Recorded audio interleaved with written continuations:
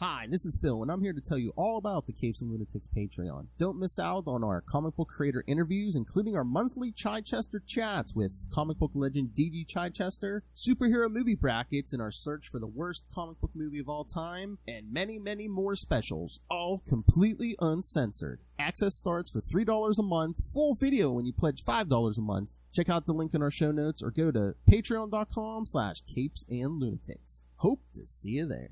This is Luca Perich, and you're listening to the Capes and Lunatics podcast. I'm here for Peter. Bruh. The only Peter she's seen 201 times, kids. Exactly. That's right, kids. Welcome back to another episode of The Ultimate Spider-Cast. I am Phil. Joining me, as always, it is... Sleuth. Quit them if you don't like them. Hellfire. Love them and leave them hellfire. I just want to say, I think this is the most cash-grabbiest issue we'll ever talk about. Oh, you mean Spider-Man vs. Wolverine? I mean, how many printings did this get? I don't know. How did it no sense get roped into this? What? This does not seem like something she would have signed up for. No, they didn't know. I mean, but who doesn't want to take a crack at Spider-Man and Wolverine? I'm just saying, and no Sensi? What? She didn't write that. That's not her. Of Spider-Man vs. Wolverine? Yeah, No. I thought it was. No, it's Jim Owsley. Who am I thinking of then? What issue am I thinking of then? I don't know now. I don't know. Maybe you read the wrong one. I don't know. Oh, you're talking about when those Daredevil issues we did when those two were fighting? Wolverine. Oh, is that what it was? That's what I'm thinking of? Okay. I was going to say, Spider-Man and Wolverine didn't have a philosophical... This is the one from, 87, right? Yeah. Okay, I did read the right one. This is the one where Ned Leeds gets killed. Okay, yeah. Supposedly, yes. Oh, we'll get there. There's so much going on in this damn story. Wait till we get to the new issues. Oh, God, I know. Speaking of Ned Leeds. He's back, baby, and that's how I know Betty Brant is behind it all. I'm telling you. That might not even be Madeline Pryor. That might be freaking Betty Brant in her freaking Madeline Pryor mask for all we know. I'm telling you, we'll get to Ned Leeds' death here.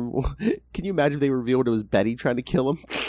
It's like, I wanted Peter all along. I was just trying to make him jealous, but you know. Kids, you're here for a momentous occasion. We have the mega drop of Lilith saying, I'm here. I wanted Peter all along. All right. So, yeah, it's not Innocenti. They weren't having a philosophical debate about the acts of violence. I don't know why I was thinking about Innocenti. Oh, because I really want to interview with Innocenti, maybe. Exactly. It's just been on my mind. Can't get you off my mind. All right, let's jump into this because this thing was this was oversized. Then we got a Web of Spider-Man 29. Oh yeah, that takes place Oh, hey kids, welcome to the first week of Gobble Gobble month. Gobble Gobble, bitches. Gobble Gobble. Drop. Yeah. Gobble Gobble. Oh wow. Couple of bowls down the gob. I gotta find my actual turkey collar somewhere around here. Oh my! All right, so come up here. I've seen turkeys wild turkeys on the side of the road before. I've got wild dinosaurs on the side of the road. I live in Florida. That doesn't impress me, Phil. That don't impress me much. All right, so yes, the first one, Spider-Man vs. Wolverine, #1, from February 1987. High tide. I'm not that kind of high tide, but it's okay. It's okay. Can't win them all. All right, so yes, this one written by Jim Owsley, aka Christopher Priest. That was his pseudonym. What a hell of a pseudonym, yeah. Plume de Noom. I'm like, did you guys really need pseudonyms back in the day, before the internet? Well, I don't know. Didn't he write? He writes regular books too. Right? Oh, okay. I think that's what it was, if I remember right. Probably. Yeah, I'm writing kitty books. See. Honestly, though, think about it. it's been only a very recent development that people have taken it as a serious business with the success of Marvel, the MCU. The movies, yeah. Yeah. I mean, even just the merchandise. If it wasn't Spider-Man, Superman, or Batman wasn't good, now they got Punisher shirts and, just Venom and everything, Yep. Penciler Mark Bright, inker Al Williamson, colorist Petra Scottis, letterer Bill Oakley, and editor. Oh, the editor Ann Nocenti. So Ann was editing this thing. Alright, kids, sit back. Years ago, Wolverine had come to Berlin to assist his friend Charlie, and the pair found themselves fleeing from Russian spies who want to kill them.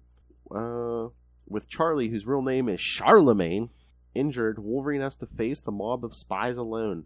Wolverine relished this, slicing through the spies, smiling the whole time. With their attackers all dead, Wolverine turns to see that Charlie had disappeared in the confusion. He finds a heart-shaped locket there, a private joke between the two. Wolverine never saw Charlie again. Yeah, there we go. There's the turkey collar. God. Gotta have that loaded for next time. Now, Spider-Man is web-slinging across New York City, looking to take newsworthy... He's flipping his way downtown. Oh, okay. Yes, he's... beating up criminals, and he's going home to Aunt May.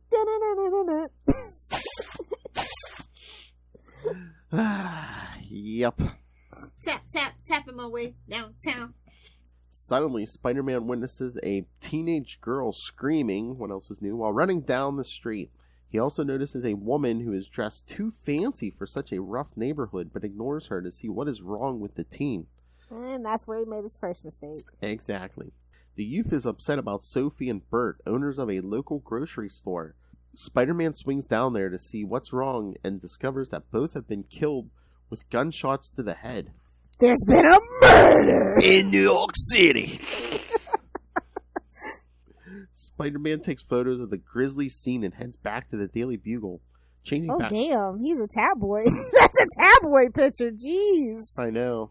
He's responsible for all the sensational freaking 80s New York Times, New York Post pictures. Aha! They don't call him the sensational Spider-Man for nothing. Ooh. Mind blown!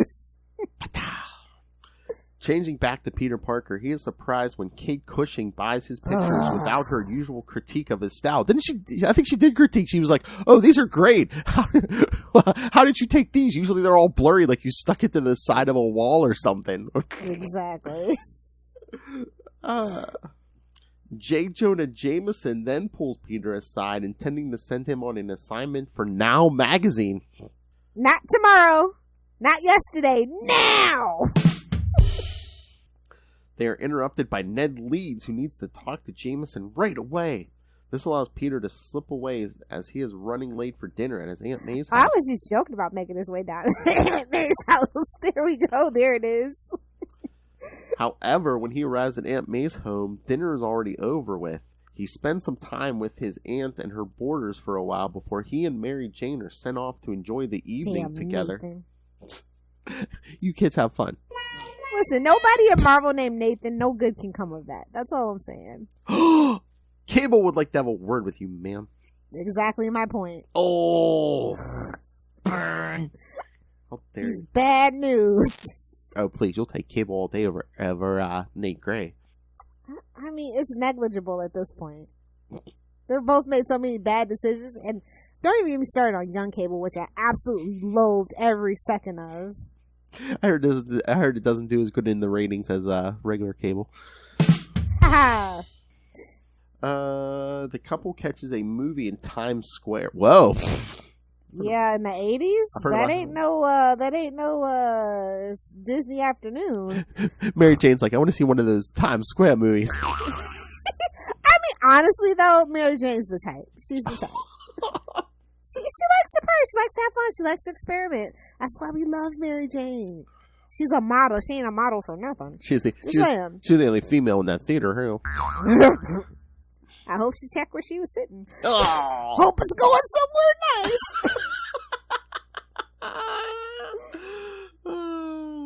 I hope it's going somewhere nice.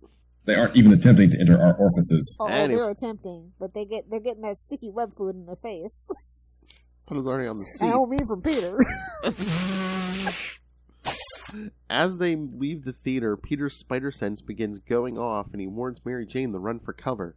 Slipping into an alley, Peter changes into Spider-Man just as a sniper begins opening fire on the crowd. However, when Spider-Man arrives on the scene, the police begin firing at him. With a SWAT team arriving, Spider-Man realizes that there is nothing to do and he begrudgingly leaves. He returns to Mary Jane's apartment where Mary Jane is waiting for him. Peter paces the room until Mary Jane can't stand it and tells him that he can't save everyone. However, Peter can't let it go and in the heat of the moment kisses Mary Jane before leaving to see what he can Stay home with your hot girlfriend. Jesus. Ah. Uncle Ben will understand. Well, also at the this is like right before they got married. And again, they were up until like the end of the, at the last second, they were just like, Mary Jane or Felicia? Mary Jane or Felicia? We all knew it was going to be Mary Jane. Let's be freaking for real. You can't bring no Felicia home to Aunt May. Exactly. She's like, this hussy, this floozy. I think she stole the ring. She gave a butt in the front of her shirt. Come on. Although, I honestly, in retrospect, thank God they don't focus on Aunt Anna anymore, but Aunt Anna is the worst. Like, I hate that lady. Well, it's even worse, like, right after the Clone Saga when Aunt May was, like, dead and they, like, substituted Aunt Anna for her. Yes! That is why I hate Aunt Anna, yes! Because she was living with them in Aunt May's house. Get out! And then there was one storyline where, Peter kept changing the Spider-Man. She thought he was having an affair. It's like, shut up, you old bag. Yes, exactly. Just because that's what your husband did to you. Exactly. While back at the Daily Bugle, Ned Leeds goes over his investigation of Russian spies and points out that all of the recent murders in the city were all Russian spies. He shows Jameson evidence that the killer is Charlemagne, the freelance operative that has not been seen for many years. Ned wants to investigate it further and requests money and a photographer from Jameson. You want to get yourself killed? Because that's how you get yourself killed, although not really. No, we'll keep investigating the Russians. Yeah, that never turns out good, but anywho. At this moment, Peter Parker has decided that he should give up being Spider-Man and tosses aside his costume. I will be Spider-Man no more forever! Again! For the 6th time. Needing to get out of the city, Peter begins packing a bag when his phone rings. It's Jameson who wants him to go on assignment with Leeds. Later in Berlin, Wolverine has returned after learning that his pal Charlie is active again. The deaths of Russian spies were a means of sending a message to Logan, who wonders why he has come. God, it took forever to get to the point, didn't it? Didn't it? That was a lot of heavy lifting, man. Man, we wanted Usually they're just like, I'm Spider-Man, you're Wolverine. Want to fight? Oh, no, misunderstanding. Let's get the real bad guy. But God, this was a lot of heavy lifting. We're pushing an oversized special with helper. I know, like, holy crap. That's what I mean. I think this is the cash grabbiest issue we've ever I know, because discussed. it's not in an annual, it's not a regular issue, it's just like a one-shot. It's like back then. Oversized one-shot. That wasn't as common as it is today. Come on. I know. Walking down the streets, Logan thinks about how he came to Berlin despite the protests from Storm, the X-Men's leader, who is concerned over recent attacks on their group. Wolverine's senses warn him of 2 men approaching him from behind. However, he dismisses that they are Russian spies given their mannerisms. Logan lures them into a trap and ambushes them in the bushes. He decides against killing the muggers and lets them go. However, the Russian spies that have been tailing him reveal themselves by shooting the muggers dead. He confronts the 2 assassins but spares them when they leave, knowing that they are only trying to get a lead on Charlie. Logan then returns to his hotel room where he begins meditating. That's what the kids call it. He's like, with or without the adamantium claws? I don't know. Ooh. He heals. He's got a healing factor. I'm just saying. You gotta rub that one in. Or out. No, I invented that, you dick. No, Russell. I will beg to disagree with you. I'm a sucker for a guy with a powerful rod. The next day, Wolverine continues his search for Charlie. Walking down the streets of Berlin, he pauses by Ned Leeds and Peter Parker, who is investigating Ned's story. Although Wolverine doesn't recognize who Peter is, he identifies his scent as that belonging to Spider-Man. Uh-huh. Same. Should wash that costume every so often, kid. He's an animal. He's wild. Like an animal. Oh my god, I know. Wild like an animal. Well, in this era, that's the thing. It's like Wolverine smells him. Daredevil figures it out when he hears his heartbeat. Everyone with the senses. It wouldn't even be his heartbeat for me, though. I'm pretty sure Peter has a really weird shuffle to his feet when he walks. I hear his feet sticking to the floor. Exactly. That sound like Velcro. Oh. He wonders what the wall crawler is doing in Berlin and wonders if they are on the same side. Later, here's your misunderstanding. Later, Peter's back in his hotel room, finishing a phone call with his Aunt May. That's when Wolverine climbs into his hotel room through the window. Peter tries to deny that he is Spider-Man. However, Wolverine doesn't buy it and goes through Peter's luggage and finds his web shooters and cartridge belt. He put that well, I guess it's the 80s. You don't really have TSA. They're pretty incompetent. Well, there were. I'm trying to remember. This might be after. There was a story in the 80s where I think it might be after, but he builds a like a plastic set to get through metal detectors and stuff. Yeah. But I love how he brings the web shooters, but not the costume. It's more discreet. I guess. It could be anything. That could be a science experiment. It could be anything. It could be a sex device. Yes. I mean, he is going to Berlin. I mean, it's Germany. If you know, you know. Metal cuffs, they won't question it. This is some kind of scatological device. Would you like to find out? Whoa! Logan insists that Spider-Man accompany him, but Peter tries to explain that he didn't bring his costume. Wolverine doesn't care and leaps out the window. With no other choice, Peter follows after Wolverine. Along the way, Logan is convinced that Spider-Man isn't in league with the spies. He tells Peter of his recent encounter with the spies and the dead bodies that ended up in their wake. He warns Peter that things are going to get ugly and warns him to leave while he still can. Peter asks if this has anything to do with the Charlemagne character that Ned Leeds is looking into. Again, Wolverine warns Peter to leave immediately and to convince Ned to go with him. Peter then walks back to his hotel room, thinking about how he made a mistake running away from his problems back home. When he arrives outside his hotel room, he notices that the door is open and that there is the smell of smoke, just like Lilith's room. There he discovers that someone has tied Ned to a chair and slit his... Don't worry, kids, it's medicinal.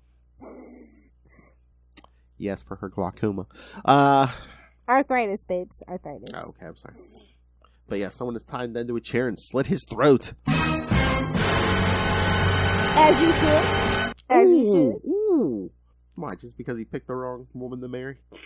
Exactly. I mean, that's what happens, man. Just saying. Don't pick the right one. Bad things happen. Let that be a warning to you, Florida men. As he tries to process... As he tries to process Ned's murder, he doesn't realize that there are gunmen in the room. When he does, it is too late. The men try to question him in German and Russian. Before they can kill Peter, Wolverine comes crashing through the window. He pulls Peter out through the window. On the street, Logan tells Peter to get out of the country and go back home. Parker then goes to a nearby bus station intending to take Wolverine's advice, but can't bring himself to run back home while Ned's killers are on the loose. Peter then goes to a nearby costume shop to buy a costume. Unfortunately, the only costume he has on hand is a facsimile of his original red and blue costume. This is embarrassing at first, but once Peter is in costume, he finally feels free. Having tagged Wolverine... That he won't get sued. That's the only reason why they wear masks in the Marvel Universe, as far as I'm concerned. Having tagged Wolverine with a spider tracer, guess he brought some of those, Spider-Man begins following... Again, little round metal discs that could go anywhere? Whoa! I'm going to question it in Germany. I'm just saying. They weren't on a string. Well, that's the safe way to do it. Oh! They might think he's living dangerously. Big fan of Spider-Man, I see. A mess. Rated M for mess. Exactly. Not even mature, just a mess. Yes, kids, I'm not as mature as Lilith Hellfire. Superior puss! Spider-Man begins following the signal. Along the way, Spider-Man runs into the authorities who open fire on him, but he manages to slip away. Yeah, he tries to go over the wall. Yeah, of course they're going to start firing at him. Mr. Gorbachev, tear down that wall! Wait. Oh, is he there in time to see David Hasselhoff sing at the wall, or no? I don't know. This is February 87, so. Whenever that happened. Yeah, no, the wall came down, what was it, like 88 or? Yeah. Yeah. Following the signal, Spider-Man crashes into a hotel room and finds a young couple there instead of Wolverine. There he finds his tracer attached to a note from Logan. The note warns Spider-Man that he is over his head and to go home. Meanwhile, Wolverine has tracked Charlemagne to a steel mill that is a front for Russian spies. There he finds Charlie's handiwork and finds her waiting for him. She is happy to see him, hail, and kisses him, telling Wolverine that it has been a while. She then takes him to her mansion outside of Berlin. There she explains that intelligence agents all over the world are seeking to eliminate her and that there is nowhere left that she can hide. Logan picks Charlie up into his arms, tells her that she doesn't need to hide, and carries her upstairs to the bedroom and right into Lilith Hellfire's hard drive. That's right, kids. Steel bones. Best there is at what he does. We love a short Canadian king. We do. Later, at least 15 minutes later, Logan and Charlie go out for dinner. As they are given their meal, Logan's senses pick up poison and suggest that they get out of there. Knowing that they are not getting out without a fight, Wolverine and Charlie are about to fight for their life when suddenly Spider-Man comes crashing into the dining room from the kitchen. Spider-Man leaps over to Logan and Charlie's table where he discovers that his rescue mission was unnecessary. While Spider-Man and Wolverine deal with the assassins, Charlie manages to escape. The pair then leave the restaurant. After putting on his costume, Wolverine explains Charlie's predicament and they begin trying to find her.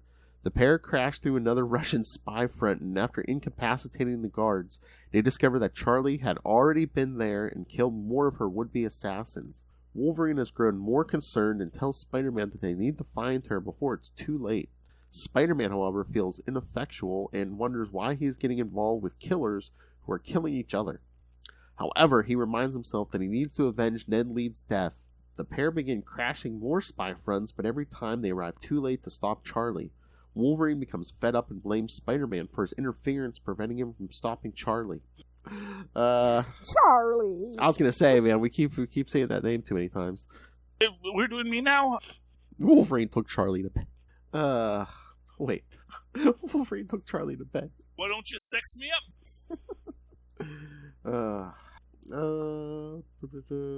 Wolverine goes back to his hotel room. Wait a minute. He goes back to his room to meditate again? You know, when you have a healing factor, that refractionary period is pretty short. Wow. That's probably the science behind it, right? That's how he gets women. That's how he gets all these women, man. Waiting for Charlie to call, while Peter tosses and turns in his, because he didn't meditate. Eventually, Charlie calls Wolverine, and he meets her at a nearby cemetery. With all her assassins dead, Wolverine warns her that the authorities will be after her. With no other way out, she asks Wolverine to kill her so she doesn't end up in a foreign gulag. Wolverine places his claws to her stomach and extracts his... It sounds like extracts, but no, that would be extend his claws. However, he flinches and his cut wasn't fatal. As he tries to think of something to say before the final fatal blow, however, before he can do it, Spider-Man catches his arm in a web line. The wall crawler is horrified to see that Wolverine is about to kill Charlie. Wolverine tries to tell Spider-Man that he doesn't understand the lives they live and tries to put Charlie out of her misery again. Unfortunately, Spider-Man refuses to sit idly by and watch Logan kill someone. The two come to blows, and Spider-Man realizes that he may have gotten in too deep. Here's the verses part, kids. Haha, hell. 'Cause I'm in too deep. Oh, I wonder what Sum 41's doing. I think they might be doing that big concert next year in Vegas. Yeah, with Blink-182, obviously. Or is there, I forget how many bands they said. It's like 60 some maybe. Oh, I hope Bowling for Soup is there too. trying to remember, they might be, but yeah, there's a big concert in Vegas next October. Pop punk, early 2000s, baby. My Chemical Romance. Oh, well, maybe not pop punk then, but emo nonetheless. With Wolverine going in the full berserker mode, Spider-Man finds himself fighting for his life. However, he isn't willing to just let himself get killed because of his unresolved feelings for Mary Jane. Unresolved? I'm pretty sure they were resolved, babes. Oh, he wants more. Exactly. That's a definitive stance, is all that I'm saying. Yep.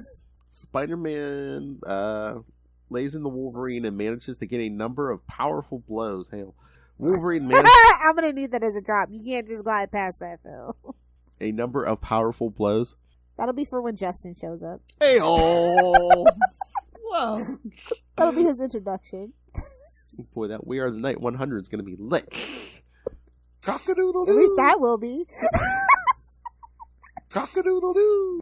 Wolverine manages to bowl Spider-Man over and is about to make a killing blow. Hail. Spider-Man then grabs the feral mutant by the throat. Wolverine then calls Spider-Man's bluff, pointing out that the wall crawler could easily snap his neck, but won't because he can't bring himself not gonna to kill anybody. Could he literally snap his neck? I mean, between a healing factor and an adamantium... He said he can snap his neck. Doesn't mean he's gonna freaking, kill him. I guess, but yeah, I mean, you're not snapping that neck bone. It's adamantium. Allegedly. Hey, well... Maybe Wolverine just wanted to feel something, bro. You know what I mean? He's like, just do it, man. Just try to feel something, bro. Punch me in the face. Who is he, little hellfire? Wolverine... Oh, no, not this way. I know. I do the punching. I know. Consensually, of course. Trying to donkey punch me now, bitch. Exactly. Wolverine is furious that Spider-Man interfered in his plan to stop Charlie from committing more killings. Before the fight can be resolved, a police helicopter appears over the cemetery. While Spider-Man is distracted, his spider sense goes off. Thinking it's Wolverine trying to attack him, Spider-Man turns and punches without thinking and realizes that he has fatally punched Charlie in the face. Damn. The wall crawler... Isn't that ironic? Don't you think? The wall crawler is mortified by what he has done. Wolverine catches Charlie as she goes down and asks her why she had to do this, as they could have had a life together. She calls him a bad liar and dies in his arms. She died in his arms tonight. Must have been all that meditating he did. Must have been something he said. Wolverine realizes that Charlie intentionally used Spider-Man's blow to commit suicide. He thinks about Spider-Man and figures that the wall crawler will be processing this for a long time. Oh yeah, he's going to flog himself with this for a while. Suddenly, they are surrounded by armed men, but when Wolverine tells them that Charlie is dead, they quickly depart. The next day, Peter and Logan leave the country. Parker, haunted by what he has done, they don't say much to each other, and don't even say goodbye. Wolverine understands and doesn't see much point in it. When Peter finally gets home, he gets a call from J. Jonah Jameson, who is impressed by Peter's photos. However, when he asks where Ned Leeds is, Peter can't handle it and hangs up the phone. Suddenly, He's dead, bro! There is a knock at the door. It's Mary Jane, who has come to see Peter now that he is back with so many bad feelings. Peter could use a friend and invites her in. Mm-hmm. Or she invites him in. Hey, well, both. Well, two things can be true. So, thoughts, Lilith Hellfire? I can't believe they killed Ned in a one-off. Mm-hmm. Like, what the hell? When you didn't pick it up? They just assumed we were all gonna pick it up.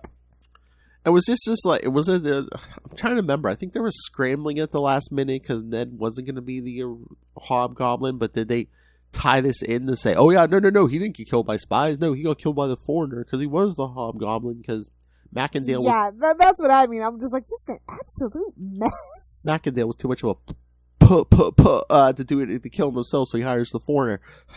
You gotta keep your hands clean. You gotta be able to sleep at night. Oh, please. Macendale was just scared. Oh, well, duh. I can't think of Daily Bugle reporter. Well, I mean, to be fair, Eddie Brock did used to work there, so... No, Daily Globe, not... But, no, remember that She-Hulk issue we did on the WO? Oh, where they're just like, yeah, they're like, Jameson, do you like run like an evil factory? He does. Like created half the menaces there. Spider Slayer, you say? Did someone order a Spider Slayer? And I love the one they were just like, and Peter Parker, his aunt almost married Otto Octavius. Some say that marriage is still valid, and she actually does own that freaking power plant, but it's none of our business. Oh, yeah. So, all right, do you want to get to the Web of Spider-Man issue? Oh, yeah, there was the Web of Spider-Man issue. Let's go. Okay, so, yeah, so... Not as long as that first one. No. Also. Hey-o. Hey-o. So, never is, huh, Little Hellfire? So yeah, Ned was killed in Spider-Man vs. Wolverine, and then his body comes home in Amazing 289 when they reveal he was the Hobgoblin, which we did a few years ago on a previous Gobble month. And this Web of Spider-Man 29, it even says in the issue, takes place during Amazing Spider-Man 289. Does your head hurt yet, kids? Always. Alright, so yes, Web of Spider-Man 29 from August 1987. Mask! Once again, written by our friend James. Somebody stop me! Oh wait, not that one? Okay. No. Once again, written by James Owsley, aka Christopher Priest. Penciler Steve Geiger. Inker Art Nichols. Colorist Bob Sharon. Letterer Rick Parker. And editor Jim Salicrup. Peter Parker attends the funeral. Okay, yeah, I guess they start with the funeral for Ned. Attends the funeral for Ned Leeds, who was murdered while they were... Oh, wait. You have to say it. F in the chat for Ned, guys. Aw. Who was murdered while they were on assignment in Germany. As Ned's co-workers pay their respects, Richard Fisk pays his respects from afar. Richard. Yes, he is. He's quite the Richard, isn't he, kids? Sad whistle indeed. I agree. All right. Who's the bigger loser, Richard Fisk or Harry Osborn? I'm going to say it depends on the decade. But this one in particular, we're going to go with Richard for this deck. For the 80s, I'm going to go with Richard. Oh, my. It's yes. Yeah, I think I have to agree. Yes, it's Richard. No, I invented that, you dick. He didn't invent anything. As the mourners foul out, Peter wonders what Betty is going to do now that her husband is dead. It's like, hey, baby. Heard you were single again. I know what she wants to do.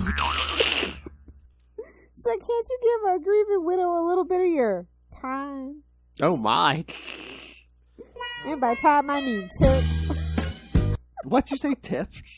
Yes, tip. Oh, wait, you're busy? Okay, do you know where Flash is at? Exactly. It's like, anything to stop you from joining a cult. Oh, that didn't work out. I know.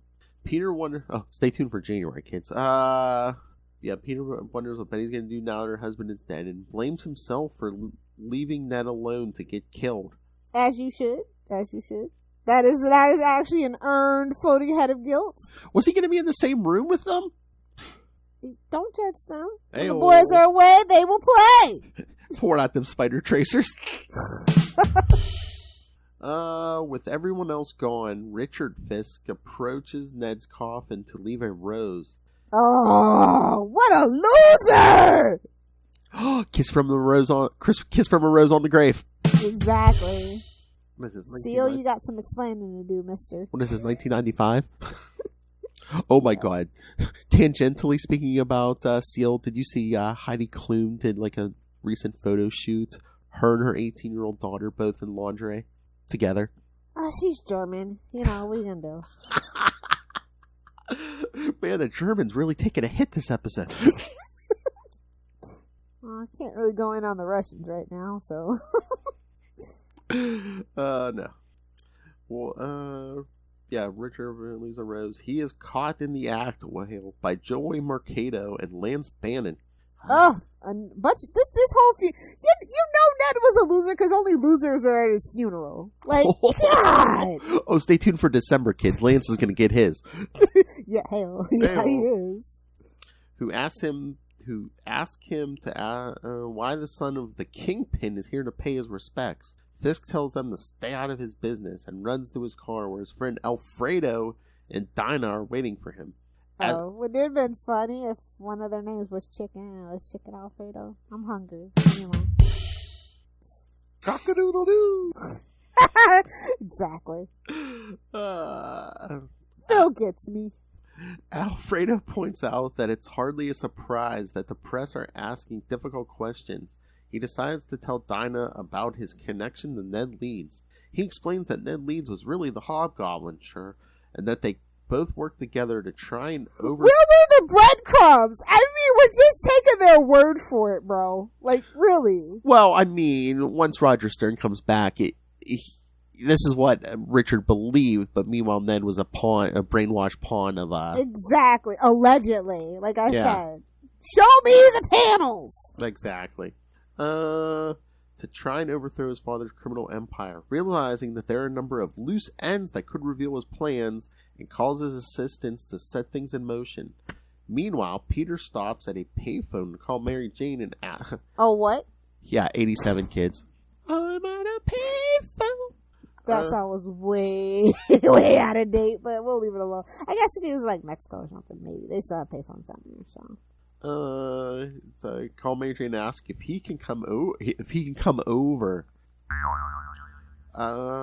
After the call, he wishes he could work out what happened in Germany. Thinking about another hero he can confide in, he realizes the only other person is Daredevil, who Spider-Man is still upset. He's like, yeah, you're bad at your job. People die all the time around you. And he knows who Peter is at this point. Spider-Man is still upset with him after his involvement with the recent gang war, which we'll have to cover one day. It's New York. What do you want from him? It's bound to happen. Actually, they're overdue for some right now. Oh my. He finally settles on going back home to talk to the Black Cat who has been crashing in his place for a while. At that moment, at the offices of Kingsley Limited... oh, God. This issue just gets worse and worse with every freaking page. Lieutenant Chris Keating and Roderick supposedly Roderick Kingsley, as we'll later find out it was his twin brother, are arguing Who was a Skrull. Nah. Who was a shapeshifter who was a witch. he was a not so superior puss. Exactly, I know. I was gonna say, and that witch was a clone. Keating assures Kingsley that he can go back to being a fashion designer again, but Roderick is concerned that someone could connect them to Ned Leeds and the fact that they framed Flash Thompson for the Hobgoblin's crimes. I mean, that big dummy somebody really fell for that? Okay. That's on them, honestly. I mean, I guess he could have thought, maybe they thought the Rose... I wouldn't want to frame me neither. Maybe they thought he was taking orders from the Rose. Who knows? Suddenly, they are interrupted by Mr. Varley and Mr. Johnson, the Rose's assistants. Mr. Johnson? I thought that was Lilith's assistant. They have come to kill both men as part of Fisk's plan to cover everything up. Roderick is winged with a bullet, but Chris Keating manages to escape. The two assassins decide to finish off Kingsley before taking out Keating, which they don't. Meanwhile, in Chelsea, Spider-Man returns home where he finds a note from the Black Cat telling him that she had gone out for the evening. Peter wishes he could have a carefree life like Felicia, but he can't. While in Greenwich Village, Richard Fisk gets updated on the situation with Chris Keating and asks his men to meet him at his penthouse. After the call, Richard admits that he has grown weary of the identity of the Rose and decides that it may be time to retire from the role. Preparing for the next phase of their operation, Alfredo tells Richard that he is overreacting and assures him they'll make sure that Leeds didn't write Fisk's name down anywhere. Yeah, let's leave that alone. Hours later, Peter Parker is by the pier wondering why he should continue being Spider-Man now that the Hobgoblin has finally been defeated, unaware that he has been found by someone who has been looking for him. At that moment, the Rose arrives at his condo and discovers that Mr. Varley and Johnson had been murdered. As he begins pruning his rose bushes, the Rose vows that he will kill whoever was responsible for killing them. That's when someone wearing the Hobgoblin's costume enters the room and laughs. Yeah, we're all laughing at him. The Rose is yeah. The Rose is unfazed by. I swear, what a fancy man Macendale is. Like he's like trying to pull Batman, like throwing the cape over his face and stuff. I'm just like, okay, player. The Rose is unfazed by the new Hobgoblin, who's prepared to kill the Rose in order to keep his own identity a secret.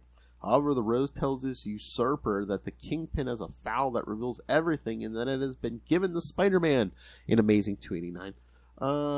The new Hobgoblin decides to spare the Rose as he still has his uses and flies off to recover the file from Spider-Man. Again, Amazing 289. After the Hobgoblin's departure, the Rose has concluded that he is ending his criminal career for good. Wait till the 90s start. By this point, Alfredo has arrived at the Hobgoblin's former hideout. Using his high-tech equipment to get past the security systems, he begins the task of eliminating any evidence that links Richard Fisk to the Hobgoblin. I bet. Exactly. Back at the pier, a little Richard and a little Gobble Gobble. You know what I mean?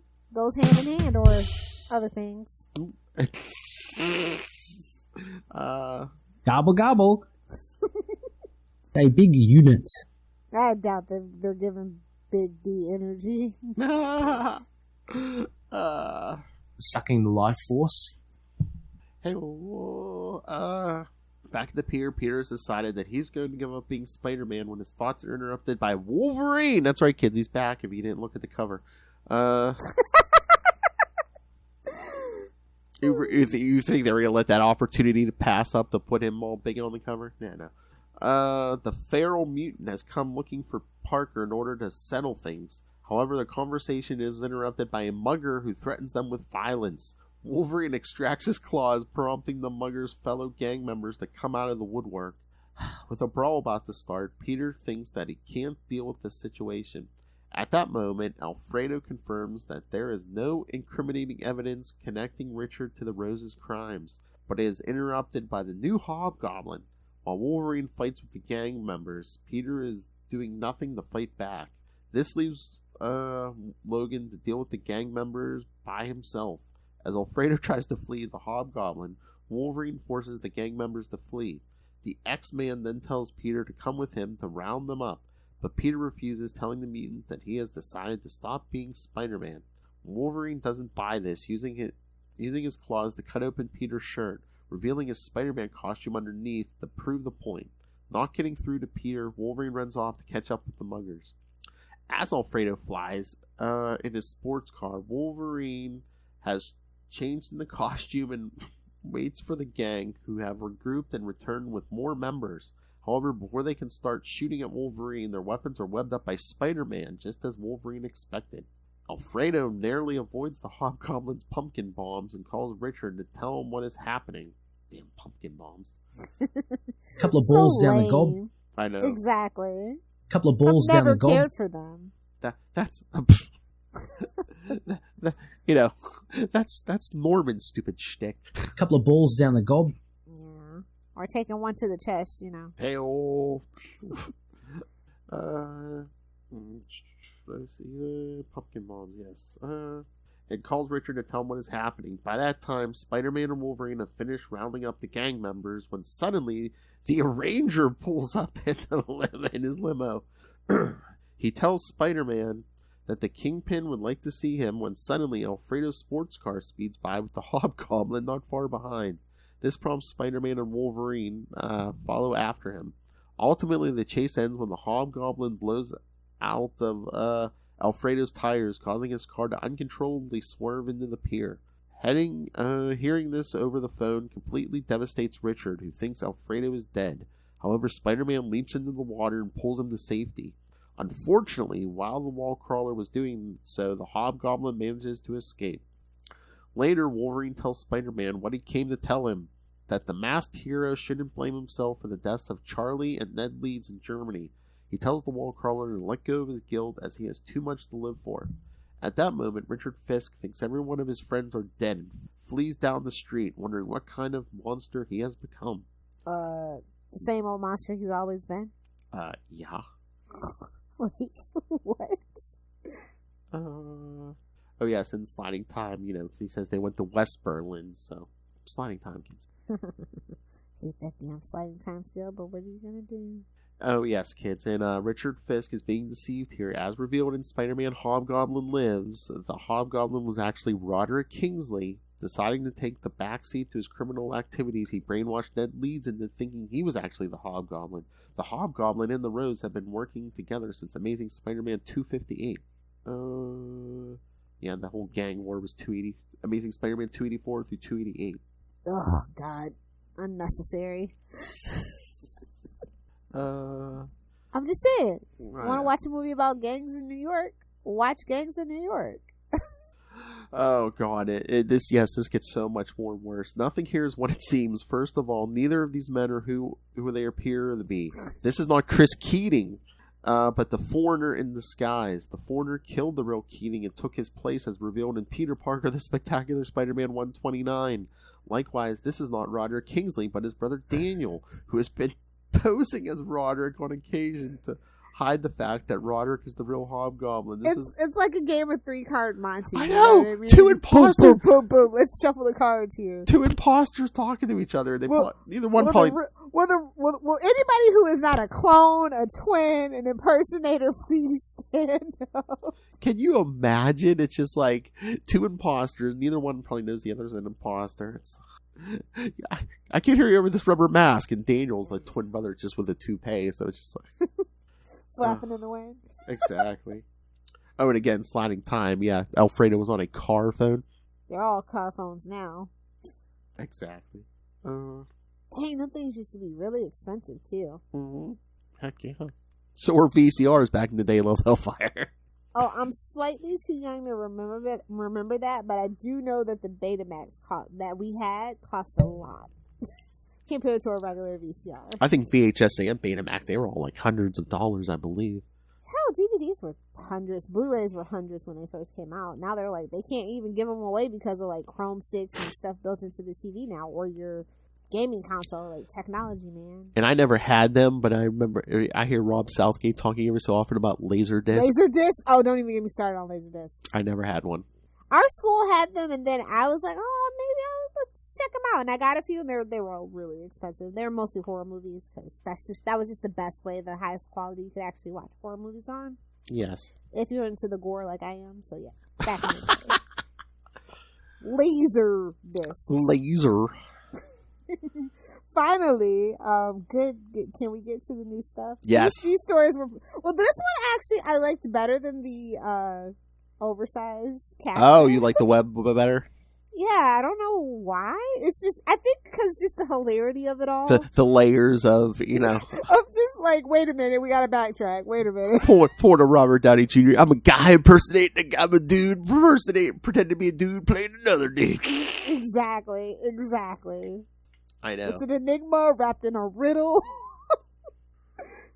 Surrounded by questions. I know. I was reading these. I was like, "This is so ridiculous. This is going to be awesome." But that's like peak Spider-Man, though. Honestly. Oh yeah, I mean, and they're just like throwing stuff on top, storylines on top of each other. It's like gang war. And you're like, no, this is the foundation of how the Clone Saga happened. Honest to God, yeah. It really is. Because it's like gang war. Ned Leeds gets killed. The marriage. Craven's last hunt. I mean, this all comes within like a year. Like a year. It's like you didn't get to catch your breath. And then like 6 months later, Venom makes his first appearance. It's like, damn. The end of the 80s. Peak Spider-Man. That's all I'm saying. Oh, yeah. They knew what they had. Especially once Todd jumps on board. Oh, yeah. All right. So, I heard we had some new Spider books. Well, we didn't. We'll cover. There was 2 last week and 2 this week. So, but very apropos. Amazing Spider-Man 11 from last week. Oh. It's still okay, but like, I don't know. I don't know what I want, but I don't want this. I did see. What I mean? I did see on Twitter. I think it was Twitter. It was either Twitter or Facebook. Our good friend Ray was even like saying he thought that. Well, I think he said last issue, the one the Judgment Day crossover. He thought it was spinning its wheels and stuff, but. Well, sorry, Ray. Sorry. Judgment Day has ruined everything it touched. I said what I said. I was going to say sorry, Ray. Tombstone can't be in every issue. Hell, I'm yearning for the days of Tombstone at this point. Oh, damn. But I no, mean, not that it was a bad story. It was just like, how much more do we need to know about Tombstone? I He know. was like an enigma and fun, and now he's not as mysterious. You know what Well, I that's mean? my whole thing. It's like, do we need to know the origin of every character? When you're spinning your wheels, you do. But no, At least it was fun, and they really made him chew the scenery at the very least. yeah. Unlike Kindred, after Kindred, I just have no patience. Like, if it's gone on for more than 4 issues, I'm like, no, immediately no, I don't want this. I have Kindred PTSD. Well, yeah, me too. Because I was going to say, coming back to this Amazing Spider-Man 11 issue, I'm like, I keep thinking, this was the Ned Leeds clone from Clone Conspiracy, but now it's starting to come back to me because the Kindred thing just like, I don't know, I don't remember anything else going on at the time, but I think, I don't know, I guess Ned resurfaced and they gave him the old Norman excuse. Oh, I'm alive because, Goblin Serum, healing factor. It's like, oh, really? I've done a lot of Goblin Serum, and it doesn't revive me. That's all I'm saying. I think that's BS, man. That's mushrooms, man. Anahuasca, babes. I know you're fancy. But then what you think of this? Yeah, it opens with that super villain Betty, and she's on the phone with Peter, and then we see, oh look who has the baby? It's the I Hawk. really thought that they were gonna. I think they're gonna do it. I think somebody heard us. I think Brian heard us, and then he's told his friends that work at Marvel, and they're gonna do it. Oh my! Charlie told him what we said, and he went to. Yeah, Charlie told Brian, and Brian told them. Nobody tell Brian. Well, in this case, do, because I need to see that happen. But again, it's Heroes in Cloaks as the podcast that they're listening to in the background. Exactly. Oh no, Jameson's doing his podcast, and he has 2 producers. Exactly. Phil and Lil. Bill and Lily. Billy and Lily. So are we? I don't know. I would love for Betty to be the villain, but I don't know. It almost seems like they're setting it up where like Ned's gonna be like, haha, you thought you brainwashed me into being the Hobgoblin, but I pulled one over on you, Roderick. Haha. Well, it's not hard to do, so it's not a flex. But no, I don't know. I'm so nervous. Like, I think things have just changed too much. That's one thing about, like, especially like 80s and 90s like comic book readers. Mm-hmm. Like, it's just, it don't got the same vibes no more. It feels real corporate. Everything feels like I don't know, a flimsy editorial excuse, I guess. Well, I mean, just with everything, not even comics, it's like, are we just rehashing old stuff, like the 90s stuff, because it's easier to sell stuff as, like, a sequel to stuff instead of, like, coming out with a brand new property? And yeah, if freaking Dark Crisis is not the hallmark of modern comics doing this, I don't know what is. Yeah, it's just... It's. I just want to have fun. Like, just the Spider-Man, I just want him to be, like, carefree for a couple of issues. He is bogged down in the minutia. And that's just not what I read Spider-Man for. I'm like, okay, I mean, I'm willing to give Zeb a chance here, but it's like... Zeb's doing good with what he has. Yeah. Like, I can see that he has an idea, but I don't know if that's the idea that I want for Spider-Man. Well, I'm like, did we need to bring Ned back? And which is, I don't know if Zeb even did, but 2, do we need him back as the Hobgoblin? I know, there's so many other Hobgoblins I would have preferred over Ned. I'm just saying. I mean, or make a brand new Hobgoblin and Ned's the reporter trying to uncover it. Yeah, honestly, just justice for Ned. I never really felt right about that. I don't know if I'm just the only one. Well, they played him so dirty for the longest time. It's like, was he like an abusive husband? And then it's like, oh, I was. I mean, but when you're married to Betty, I mean, I get it. She's a handful. She pushes those buttons. She pushes There's no those. excuse for domestic violence, but that lady's a handful. You pushing those buttons. She's a cougar, Well, maybe a puma. All right, bring Either the joke back around. There's a bunch of he gets you can't blame Ned because there's a bunch of spider tracers falling out of her pants when she comes home. I hope it's just spider tracers. Oh. That's his fault. Well, honestly, like, Betty is a villain, because I feel like she groomed Ned, but that's a whole different discussion for another day. Oh, that's the story. She was trying to groom Peter. She was trying to groom That's Flash. the villain origin story, much like Professor X and Jean Grey. Think about it. You know, how deadly is a Marvel supervillain is Betty. It's like, I don't put on a flashy costume. You don't see me coming. Exactly. Hey, So I'm saying puppet master the whole time. Turns out she was trained in the Red Room. We could do the whole thing. We could do the whole thing. Just call me Marvel. I got a whole thing plotted out on my freaking conspiracy board. or she's just a run-of-the-mill psycho. Well, it is New York. It is in the water. That's why the pizza's so good. If you know, you know. You know, because she always talks about like that dead mother. She's talked about her dead mother from time to time. You know, it should have just been like, you know, she's like Norman Bates. Like, no, your mother was dead when we found you. You know, you were just, yes, mother. Anywho, yeah, I don't know. I thought that this month's issue was pretty good though. Yeah, and what do you think? They're teasing us with Peter and Felicia again. Like, be freaking for real.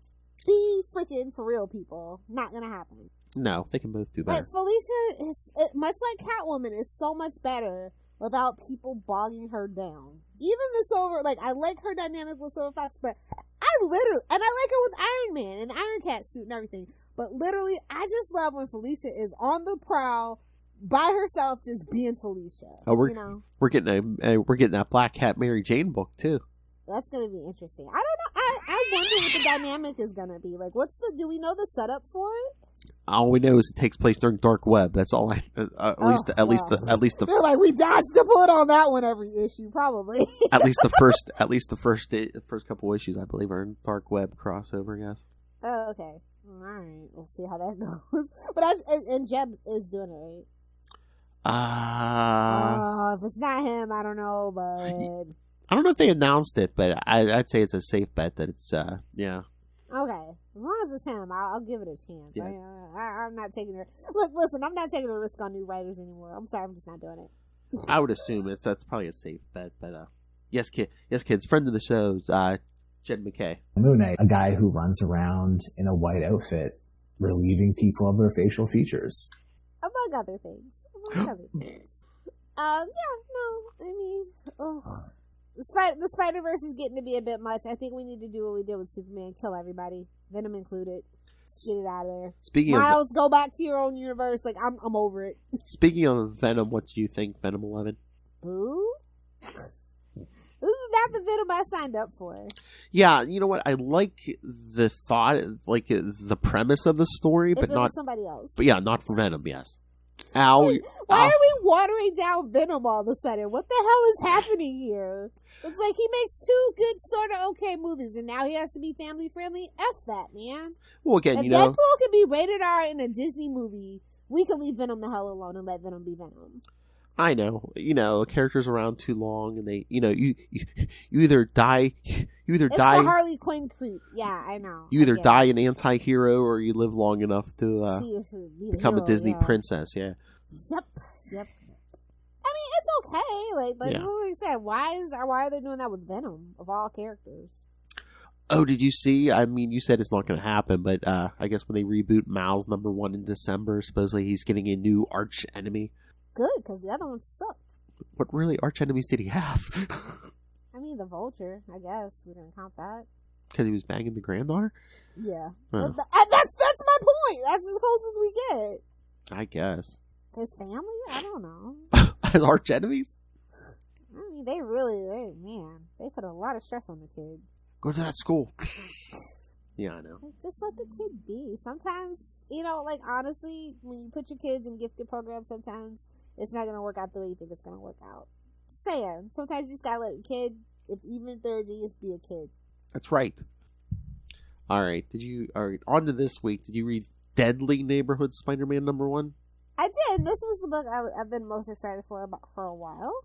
Mm-hmm. I enjoyed it. Did you enjoy it? I liked it. I don't know if I knew what the hell's going on, but no, it seemed... Okay, yeah, I don't think we're supposed to know what's going on. Some weird rock and stuff, yeah. No. I don't know, but I like it. I'm intrigued. It's a mystery. Yeah, I'm willing to give it a chance. No, I liked it so far. It's Peter in California. And like, I like the whole... Well, if you like Dr. Doom, the whole science and magic, like, colliding and stuff. Yeah. I think that's kind of the vibes that I really dig. And demons, and like, yeah, it's giving me, I feel like they pitched it as a Dr. Doom concept, and they're like, you know what, it probably won't sell with him, but if we make it a Spider-Man story, I think we have something. That's just the vibes, and there's nothing wrong with that. I like that. I'm not really too familiar with the writers and the art. Well, I am familiar with the artist, just not the writer. And I really like the artwork. It's like really fun, and it's giving me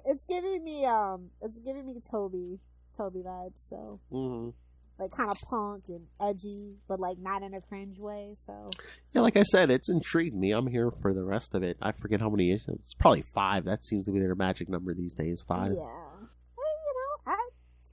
I'm here for it, and like it's and I'm like, did they do this, make it a little spooky because it's Halloween time? I don't know, maybe. I mean, yeah, it's good for casual readers too. Like I said, I like the blending of the genres and stuff. So yeah, because I mean, you really don't need to know a lot of backstory. Because like I said, he's in California, so it's not even like he's in familiar territory or anything. I did find the narration a little bit over the top, and hopefully the next couple of issues that'll kind of wane down. Like, we get it, it's a comic book, bro. Oh, that is so funny. When Chris and I were recording Nightwing News last night, she was like we read the new issue of Nightwing, and then we read some New Titans from like the early 90s, and she was like, boy, it seems like comic books back then were had a lot more narration in them. Oh, they did. That's the whole thing. Oh, you know what? Put the death of narration, because it's literally a comic book, and it's a decent comic book that is the death of narration that we could absolutely have a discussion about. Nice. I was like, you want narration? I was like, I should send you some 80s Chris Claremont X-Men.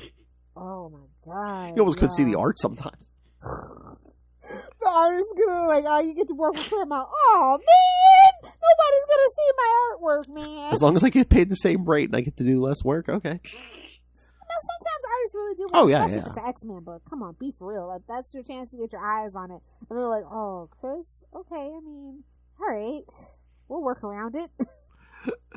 I know. But yeah, no, I like I said, I like that book, and I want to give it a little more chance. But you know what's surprising? My favorite Spider book this week was Carnage. Oh, really? Yeah. Yeah, I don't know. I don't know what it was about this issue. I just was like, it's I really love like the grotesque artwork, I guess. And like Carnage is just like Carnage is a new Venom. You know what I mean? Yeah, the art's good. Yeah, no. How do you feel about like the like all the Asgardian stuff? And I like the take on it. It's something different, and they still give me blood, violence, and gore. Yeah, I think if you're doing something different with Venom and Carnage, I think. Yeah, Carnage is like, remember who you are. You're a symbiote. You don't have to take this crap from humans. That's what I want. The old Charlie Esser's take on the Incredible Hulk TV show, Carnage. Have we tried killing them yet? Exactly.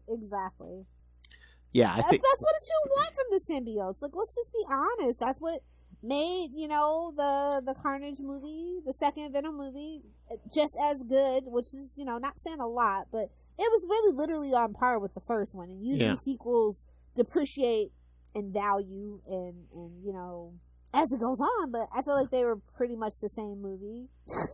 Yeah, in the comics right now, they're trying to make Eddie too highfalutin almost. It seems like I don't want him to be a hero because he's not a hero. They're trying to make him. Never gonna deserve it. I'm sorry, but he's not smart enough to be like, the whole time travel, body swapping thing. I'm like, I mean, unless they're saying that, and even like the symbiote itself that possesses Eddie is not even that smart. Like, let's just be honest. Mm-hmm. Like, there's different levels of sentience between the symbiotes. Yeah. So this one's kind of dumb. It's like they're kind of like they're like, ooh, this one pumps weights. I like him. Yeah, that's like the Carnage book. Either Cletus and the Venom symbiote or the Carnage symbiote, even if they're not in their proper bodies, they're still on character. Still on character. Yeah. Exactly.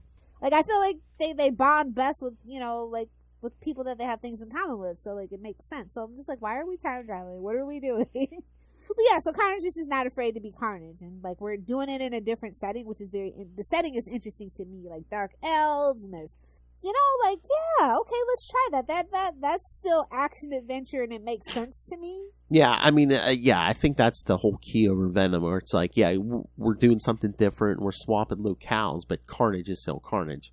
Exactly, and it allows Carnage to be even more like gory because like they're not humans. Do you know what I mean? Yeah. So yeah. Oh, are we not? I guess I can save it for Capes whenever we talk comics next. But like, have you been keeping up with Midnight Suns? I ordered the video game, and I'll get around to it. No, I haven't. How is it? It's Doom, so I picked it up, and it's got Blade and a couple others, and it's like if you're reading Strange Academy, this kind of rolls into it too. It's interesting to say the least. I don't really know what's going on, but it's interesting and it's fun, and like Doom is actually being like competent, so that's like wild to read. Interesting. A competent Doom like gets me so hard you don't even know. Whoa! Say what? Yeah. Next time when I have my camera, I'll show you what I've been collecting for Doom. And I just like, what? I wish we had better stories for Doom because his merch is so cool. I mean, you would think Reed Richards could never. Like Reed Richards' merch is not as cool as Dr. Doom. Well, I'll say. Once again, like with Spider-Man, I mean, we should be getting a ton of Doom crap this year. It's his 60th anniversary too. Yeah, but didn't the Fantastic Four 60 flop too? Like it did as well as they were hoping. So I don't think they've ever recovered from taking those couple years off. Thank you, Fox, for being petty. That's what. Well, Phil, I know you probably like that move, but like honestly, as somebody who isn't a hardcore like original Marvel, to do that to the first family of Marvel, it's stuck in my craw, and it's still stuck in my craw like to this day. And then to turn around and have that terrible movie, like you should have just done a cease and desist letter. Like honestly, yeah, I mean that movie was too petty for me. So yeah, they literally just did it because they were running out of time, and they actually had the nerve to put it in theater. It was crazy. And the Fantastic Four brand just hasn't recovered from that. No. Do you see they're rebooting again with a new creative team next month, so. Oh, that's a shame. I really like the team they have right now. Like that's the thing. I think they rebooted in hopes of like getting new audience and stuff like that, but sometimes if it ain't broke, don't fix it. Yeah, I think I'm trying to remember what I read. I think the new volume is going to be like they said it's going to be like a more sci-fi, like Twilight Zone-y take or something, so. Oh, so we'll get back to the roots of like Mole Man and maybe, all that. Maybe, yeah. I would love that actually. I think Mole Man is actually really hilarious. Like he's actually a real threat when you think about it. Like I know it's hilarious, haha, it's Mole Man, he lives underground, but no, it's a reason why the Incredibles villain is a take on Mole Man. So I'm just saying. Well, they could do with Fantastic Four. I know years ago me and the boys were talking about this for Quasar, but it's like maybe for the Fantastic Four, have them like. Visit these Lost in Time or something. Visit these Marvel locales or settings where we haven't had stories at for years. The Mole Man and other dimensions or whatever. I think it would be really cool if if we're gonna stick with like the multiverse, is that when we do get the Fantastic Four, that it's more like a 60s world that's stuck in that kind of technology, and they can like pay homage to like the original stories and stuff, especially since Stan is gone. I think that would be perfect specifically for the Fantastic Four. Heck yeah, do some multiverse stuff. Yeah, I mean, like I remember that episode of the I Love Lucy stuff with Wanda, where people were gaga over. Like, just saying, not for nothing. Heck yeah, we need to try something. Just as long as it isn't Kerensky and his wife, fine. I mean, yes, he has the punchable Reed Richards face, but that's all he has going for him. I'm sorry. You made me watch all of The Office, and I absolutely hate him. Well, did you see who the new rumor was for Reed Richards? Who? Tom Ellis. Shut the front door. Yes. He knows how to play a pompous jackass so well. Uh-huh. Oh, yeah, I like that. And he's really tall, too. But he doesn't have a punchable face, but if the movie's bad, I can still watch it with the sound off, so that's always a good thing. I forget who was it. Was it Charlie? Someone was saying, is he a little too good looking to be Reed Richards? No. Now, let's not play comic book Reed Richards. Comic book Reed Richards can get it. As a matter of fact, original Reed Richards live action, Ian Gifford, can get it all day, every day as well. Oh, my. Sue didn't pick him just for his brain. That's all I'm going to say. You see Namor, so you know Reed is packing something. Mr. Fantastic. Exactly. He's like, I didn't name myself Mr. Fantastic for nothing. Gotta back that up. So yeah, God, I don't even, it's like Fantastic Four and X-Men are my last hopes to actually get into the MCU, because I literally don't care. I mean, even the X-Men don't, like the X-Men getting a proper send up. I don't know. Even the third Deadpool movie, I'm just like, So yeah, it's like Fantastic Four is the last chance to get me, or I'm definitely never going to be into the MCU. What about the X-Men? Dun-dun-dun-dun-dun-dun. But anyway, on that note. Talk to that AI, Kevin. All right, anyway. All right, so yes. So next week, yes, Gobble Gobble month is in full swing. We're going to do the rest hide of your turkeys and hide your stuffing. We're back to Mackindale, yes. So next. Mackindale! Next goes with mac and cheese. Oh! Yeah, he's cheesy.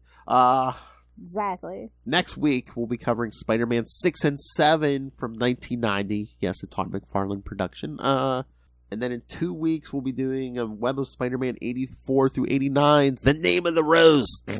Boo. Will we see a rose by any other name? When we see Mackindale in that Demon Park Company. And then we're going to get so 90s for the... It's going to hurt. That's right.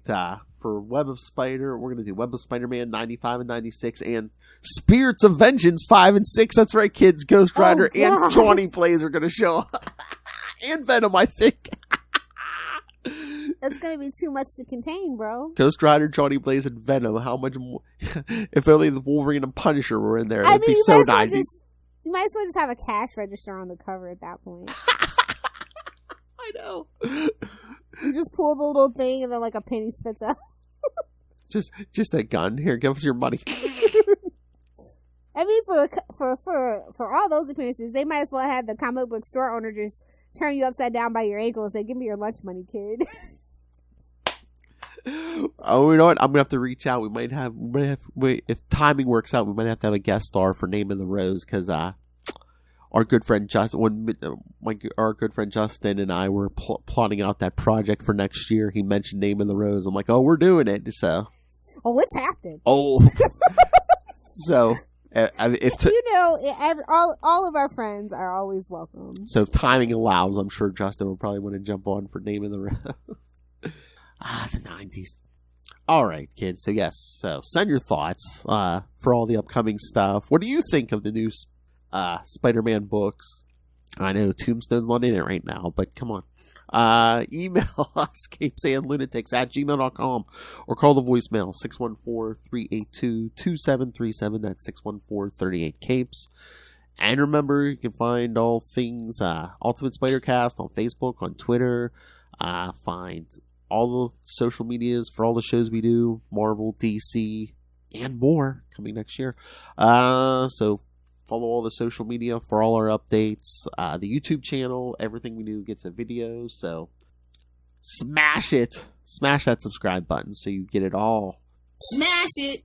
Smash it like Lilith Hellfire. And of course, the Patreon, most importantly. Again, this is our passion project. Everyone's paying for this out of their own pockets. Every little bit helps, but $3 to $5 gets you early access to creator interviews, including the monthly Chichester chats. I got the good mic out for you guys. And you get to vote on what we're going to be doing for 2023 because we still don't have a clue. Oh, yeah. Oh, God.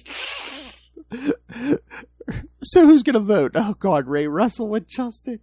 Save us. Yes, please. Become a patron and save us, please. Oh, God. What's going on? Yeah, that's right. Subscribe to the Patreon. Scream it! Well, that escalated quickly. Yes. God, next thing you know, we'll be covering biscuits all in 2023. My favorite biscuit. Alright, so yes, subscribe to the Patreon or pick yourself up some handy dandy Capes and Lunatics and Capes Lunatics Sidekicks merch. Find it all at Linktree, linktr.ee/Capes and Lunatics. Alright, talking about riding a backglider out of hell, Lilith Hellfire, where can people get a hold of you? If you nerds want to hang out with me on the interwebs, find me on Twitter at Lilith Hellfire, and of course on TikTok, making all the comments and maybe some content. I don't know. Come check it out at Lilith Hellfire 69. Duh. Either do the 6 or do the 9. No, just keep it 5 at this point. I'm not impressed. Whoa! Oh, you don't want to know the things I've done. Let me get a ride on your alligator back, bro. Somebody's muffin's getting buttered. That ain't my business. Don't pull it out unless you're going to use it. That's true for guns and penises. Oh, and Justin says he feels that energy 100%. Don't pull it out out unless you're going to use it. That's true for guns and penises. It's the best advice if I ever had a kid. That's the advice. The Lilith Hellfire cult is growing. All right. Hellfire Club of sorts, some would say. That's right, kids. For more of this humor, come back next week as we cover Spider-Man 6 and 7. Macendale will be here. Todd McFarlane will be here. But Talk about your mac and cheese. Hey-oh, but until then, swing on back. Thwip, thwip, thwip. Thwip it good. Gobble, gobble.